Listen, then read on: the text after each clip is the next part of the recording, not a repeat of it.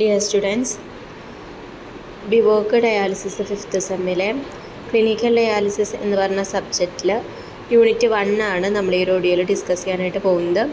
Unit 1 മെയിനായിട്ട് പറയുന്ന കാര്യങ്ങൾ chronic medical problems in dialysis പേഷ്യൻറ്റും അനീമിയ ഇൻ ഡയാലിസിസ് പേഷ്യൻറ്റുമാണ്. ഓക്കെ, അപ്പോൾ നമുക്ക് ക്ലാസ് സ്റ്റാർട്ട് ചെയ്യാം.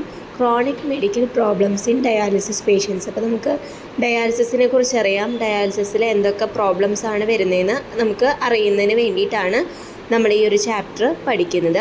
പേഷ്യൻസിന് പലതരത്തിലുള്ള അസുഖങ്ങൾ നമുക്ക് ഈ ഒരു ഡയാലിസിസ് ചെയ്യുന്നതിൻ്റെ ഭാഗമായിട്ട് അല്ലെങ്കിൽ ഡയാലിസിസ് ചെയ്യുന്നതിനോടൊപ്പം തന്നെ നമുക്ക് വരാനായിട്ടുള്ള ചാൻസുകൾ ഉണ്ട്.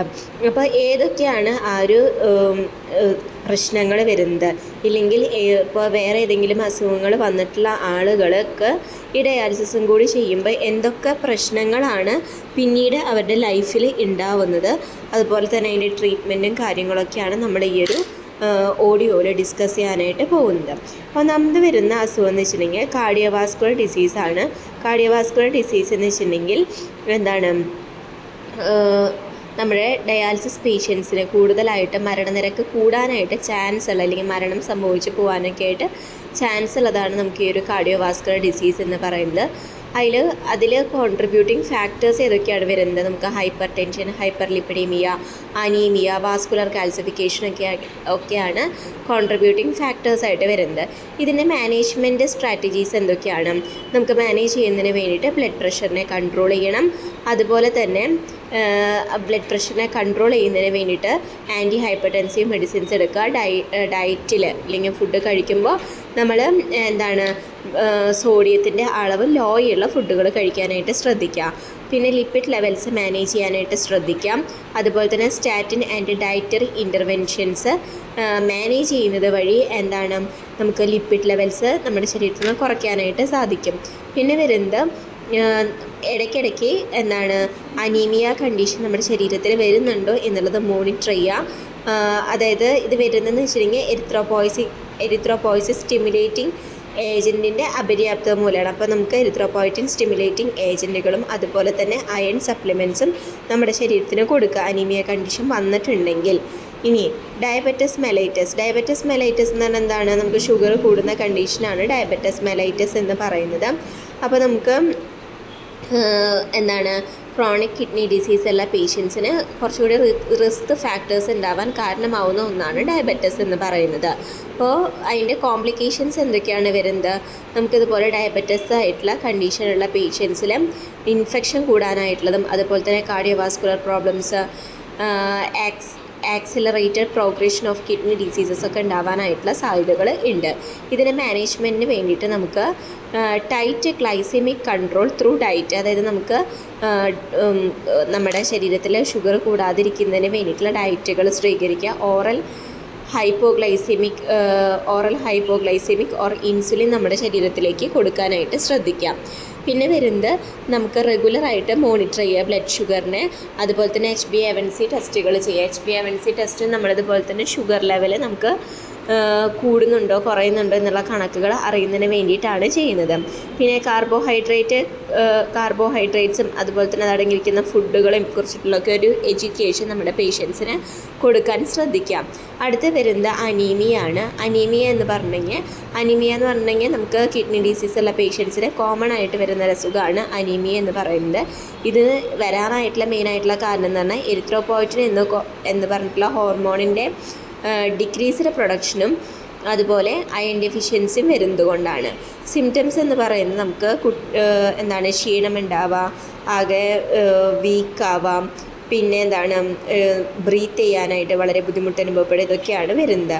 ഇതിൻ്റെ മാനേജ്മെൻറ്റിന് വേണ്ടിയിട്ട് നമുക്ക് എന്ത് ചെയ്യാനായിട്ട് സാധിക്കും, നമുക്ക് use ESAS to stimulate red blood cell പ്രൊഡക്ഷന് കാരണമാവുന്ന എപ്പോയിറ്റിൻ ആൽഫ കൊടുക്കാനായിട്ട് ശ്രദ്ധിക്കുക.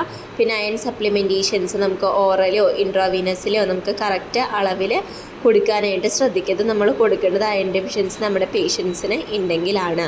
പിന്നെ റെഗുലറായിട്ട് നമ്മുടെ ഹീമോഗ്ലോബിൻ അതുപോലെ തന്നെ ഫെറിറ്റിൻ ലെവൽസ് മോണിറ്റർ ചെയ്യുക. ബോൺ ആൻഡ് മിനറൽ ഡിസോർഡേഴ്സ് നമ്മൾ ചെക്ക് ചെയ്യാനായിട്ട് ശ്രദ്ധിക്കുക. ഓക്കെ, ഇനി നെക്സ്റ്റ് ഇതിൻ്റെ ഓവർവ്യൂ തന്നിട്ടുണ്ട്. Patients on dialysis often experience imbalance in calcium, phosphorus and vitamin D leading to bone diseases. അതായത് പേഷ്യൻസിന് ഇതുപോലെ തന്നെ ഡയാലിസിസ് ചെയ്യുന്ന പേഷ്യൻസിന് കാൽസ്യത്തിൻ്റെ, ഫോസ്ഫറസിൻ്റെ, വൈറ്റമിൻ ഡിയുടെ ഒക്കെ ഇംബാലൻസസ് കൃത്യമായിട്ട് നമ്മുടെ ശരീരത്തിൽ നിൽക്കാനായിട്ട് പറ്റാത്ത കണ്ടീഷൻസ് ഉണ്ടാവാറുണ്ട്. നമുക്ക് ബോൺ ഡിസീസൊക്കെ ഉണ്ടാക്കുന്ന കാര്യമാണ്. ഇതുവഴി എന്തൊക്കെ പ്രശ്നങ്ങളുണ്ടാവും? ഓസ്റ്റൈറ്റിസ് ഫൈബ്രോസ സിസ്റ്റൈക്ക എന്ന് പറഞ്ഞിട്ടുള്ള കണ്ടീഷൻ എന്ന് പറഞ്ഞാൽ ബോൺ പെയിൻ ആൻഡ് ഫ്രിജിലിറ്റി, ബോണാകെ പെയിൻ അനുഭവപ്പെടുക, പെട്ടെന്ന് പൊട്ടിപ്പോകുന്ന കണ്ടീഷൻസൊക്കെ ഉണ്ടാവുക. വാസ്കുലർ കാൽസിഫിക്കേഷൻ കണ്ടീഷൻസൊക്കെ ഉണ്ടാകും. ഇതിൻ്റെ മാനേജ്മെൻറ്റിന് വേണ്ടി എന്ത് ചെയ്യണം?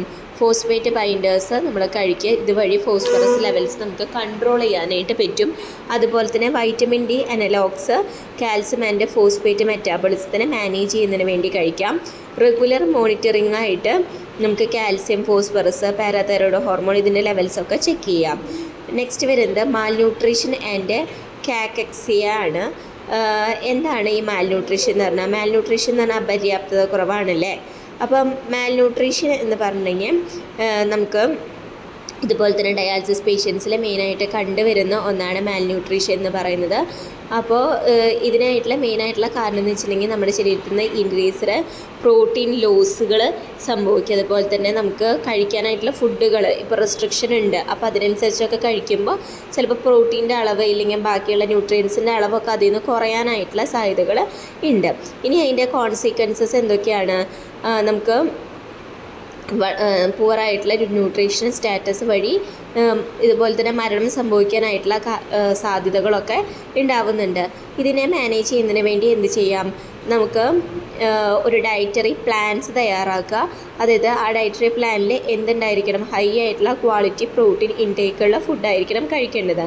അതുപോലെ ഓറൽ ന്യൂട്രീഷണൽ സപ്ലിമെൻറ്റ്സ് പേഷ്യൻസിന് കൊടുക്കാനായിട്ട് ശ്രദ്ധിക്കുക.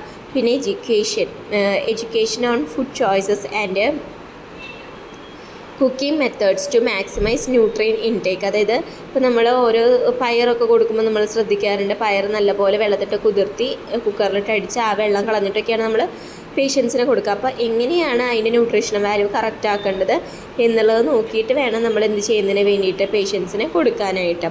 അടുത്ത പറയുന്നത് ഇൻഫെക്ഷനാണ്. ഇൻഫെക്ഷൻ എന്ന് വെച്ചിട്ടുണ്ടെങ്കിൽ ഡയാലിസിസ് പേഷ്യൻസിൽ ഇതുപോലെ തന്നെ ഇൻഫെക്ഷൻസ് വരാനായിട്ടുള്ള സാധ്യത വളരെ കൂടുതലാണ്. മെയിനായിട്ട് വാസ്കുലർ ആക്സസിന് റിലേറ്റഡ് ഇൻഫെക്ഷൻസ് ഒക്കെയാണ് ഹീമോഡയാലിസിസ് പേഷ്യൻസിന് വരാനായിട്ടുള്ള സാധ്യത ഉള്ളത്. ഇതിൻ്റെ മാനേജ്മെൻറ്റിന് വേണ്ടി എന്തൊക്കെ ചെയ്യാനായിട്ട് സാധിക്കും? നമുക്ക് സ്ട്രിക്റ്റ് ആയിട്ടുള്ള അസെപ്റ്റിക് ടെക്നിക്കുകൾ നമ്മൾ യൂസ് ചെയ്യുക ഡയാലിസിസ് ചെയ്യുന്ന സമയത്ത്. അതുപോലെ തന്നെ കത്തീറ്റർ കെയറുകളൊക്കെ ശ്രദ്ധിക്കുക. പിന്നെ ആൻറ്റിബയോട്ടിക്സുകളൊക്കെ യൂസ് ചെയ്തിട്ട് ഇൻഫെക്ഷൻ കുറയ്ക്കാനായിട്ടുള്ള മാർഗ്ഗങ്ങൾ നമ്മൾ ഉണ്ടാക്കിയെടുക്കുക. പിന്നെ വരുന്നത് prompt diagnosis and treatment of infections to prevent complications. ഇതുപോലെ തന്നെ നമ്മൾ കൃത്യമായിട്ടുള്ള ഡയഗ്നോസിസും ട്രീറ്റ്മെൻറ്റും ചെയ്തിട്ട് ഇൻഫെക്ഷനെ പരമാവധി കുറയ്ക്കുന്നതിന് വേണ്ടി ശ്രദ്ധിക്കാം. അടുത്ത വരുന്നത് ഹൈപ്പർ ടെൻഷനാണ്. ഹൈപ്പർ ടെൻഷൻ എന്ന് വെച്ചിട്ടുണ്ടെങ്കിൽ എന്താണ്? നമ്മുടെ ശരീരത്തിലെ ബ്ലഡ് പ്രഷർ കൂടുന്ന കണ്ടീഷനാണ് ഹൈപ്പർ ടെൻഷൻ എന്ന് പറയുന്നത്. അപ്പം ഇതിൻ്റെ മാനേജ്മെൻറ്റിന് വേണ്ടിയിട്ട് ഡയറ്ററി സോഡിയം റെസ്ട്രിക്ഷൻസ് ചെയ്യുക. പിന്നെ ആൻറ്റി ഹൈപ്പർടെൻസീവ് മെഡിസിൻസ് നമ്മൾ എടുക്കുക. പിന്നെ ഇടയ്ക്കിടയ്ക്ക് ബ്ലഡ് പ്രഷർ നമ്മൾ ചെക്ക് ചെയ്യാനായിട്ട് ശ്രദ്ധിക്കുക. ഇതൊക്കെയാണ് വരുന്നത്. Next depression and mental health issues. അതായത് ക്രോണിക് ആയിട്ടുള്ളൊരു ഇൽനെസ്സാണിത്. നമുക്ക് കിഡ്നി ഡിസീസ് പേഷ്യൻസിൽ കൂടുതലായിട്ട് ഈ ഡിപ്രഷനും മെൻ്റൽ ഹെൽത്ത് ഇഷ്യൂസൊക്കെ ഉണ്ടാവാം. പിന്നെ ഇതിൻ്റെ മാനേജ്മെൻറ്റിന് വേണ്ടിയിട്ട് റെഗുലറായിട്ട് നമ്മൾ screening four depression using validated tools, കൃത്യമായിട്ടുള്ള ടൂൾസ് യൂസ് ചെയ്തിട്ട് നമ്മൾ എന്ത് ചെയ്യണം? ഇതിനെ നിയന്ത്രിക്കാനായിട്ട് ശ്രദ്ധിക്കണം. അതുപോലെ തന്നെ മെൻ്റൽ ഹെൽത്തൊക്കെ ഓക്കെ ആക്കുന്നതിന് വേണ്ടിയിട്ട് പ്രൊഫഷണൽസിനെ യൂസ് ചെയ്ത് നമുക്കൊരു തെറാപ്പീസോ അല്ലെങ്കിൽ മെഡിക്കേഷൻ മാനേജ്മെൻറ്റോ ഇവർക്ക് കൊടുക്കാം. പിന്നെ കൗൺസിലിംഗ് കൊടുക്കുക. സപ്പോർട്ടിംഗ് ഗ്രൂപ്പ്സിനെ യൂസ് ചെയ്തിട്ട് കൗൺസിലിംഗ് സർവീസസ് ഒക്കെ കൊടുത്തിട്ട് പേഷ്യൻ്റിൻ്റെ ഈ ഒരു കണ്ടീഷൻ നമുക്ക് മാറ്റിയെടുക്കാം.